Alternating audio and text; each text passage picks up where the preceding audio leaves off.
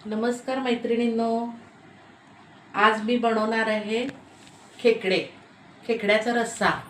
तर मी असे हे 1 किलो खेकडे आणलेले आहेत। त्यांना स्वच्छ धुतलेत 2-3 पाण्याने आणि हळद मीठ लावून असे ठेवलेले आहेत।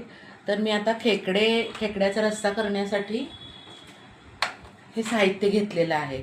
कांदा, कोथिंबीर, टोमॅटो, खोबरं, आलं, लसूण, मसाल्याचं वाटण करून मिक्सरमध्ये घेत आहे।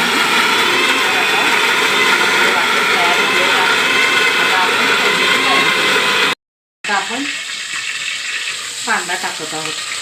कांदा भाजून घेऊ पहिला, त्याच्यामध्ये हिरवं वाटण टाकूया। हे मिक्सरमध्ये हिरवं वाटण करून घेतलेलं आहे बारीक। कांदा थोडासा तांबूस कलरचा झाला की त्याच्यामध्ये वाटण टाकूया। आणि आपल्याला हा रस्सा करण्यासाठी थंड पाणी घ्यायचं नाही, तर असं गरम पाणी मी रस्स्यासाठी ठेवलेलं आहे। त्या गरम पाणी मसाला सगळा भाजून झाल्यावर त्याच्यामध्ये ओतून तिखट मीठ घालून उकळीच्या ह्याच्यात मी असे खेकडे त्याच्यामध्ये सोडणार आहे। आता आपला कांदा भाजलेला आहे। आता हिरवं वाटण त्याच्यामध्ये टाकत आहे, थोडंसं वाटण। ऑलरेडी मी खोबरं भाजूनच घेतलेलं आहे, त्यामुळे जास्त मसाला भाजायची गरज नाही आहे। मसाला आपला भाजून झालेला आहे।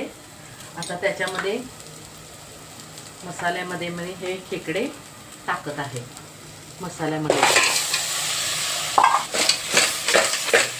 मस्त मसाल्यामध्ये हलवून घ्यायचे खेकडे। मसाल्यामध्ये मी हलवून घ्यायचं आहे 1-2 मिनिटं। हे खेकडे तयार झालेले आहेत आणि खेकडेमध्ये कोथिंबीर, अद्रक, मसाला आणि जिरे, मोहरी सगळं मसाला कुटून एकत्र केलेला आहे खोबरे घालून। खेकडे चांगल्या प्रकारे स्वाद येत आहे। आणि लाईक करा, कमेंट करा, सबस्क्राइब करा, लाईक करा।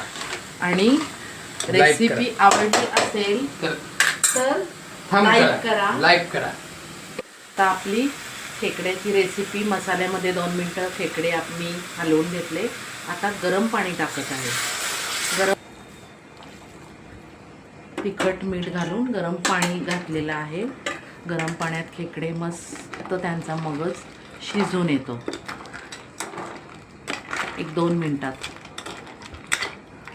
कधीही खेकड्याचं कालवण करताना थंड पाण्यात करू नका।